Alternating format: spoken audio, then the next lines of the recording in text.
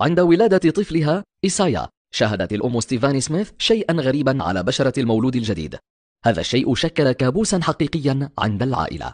وعندما بلغ الطفل 3 أشهر ظهر له طفح جلدي، وفي كل مرة تعرض الطفل إلى روائح قوية أو عطر كان الطفح يزداد سوءا، إلى أن بدأت بشرته تتمزق وتفرز دما وقيحا. أكد أغلب الأطباء أن الطفل يعاني من أكزيما حادة، ووصفوا له الكورتيزون، ولم يعرف الأطباء كيف يتصرفون، خصوصا بعد أن أصبح جسمه أحمر بالكامل. بعد البحث على الإنترنت ومعرفة حالات مشابهة، قررت ستيفاني أن تصنع كريماتها الخاصة من مواد طبيعية، وكانت التركيبة من عشبة الليمون والزنك. وبالفعل بدأ جلد الطفل يصفى ويشفى بسرعة، كما بدأ يستعيد طاقته ويفهم. وقالت الأم: لقد استشرنا 35 طبيبا، كلهم قالوا إنها أكزيما. أريد أن أريهم صور بشرته حاليا، والأفضل من هذا أن الصغير في الوقت الحالي سعيد ونشيط.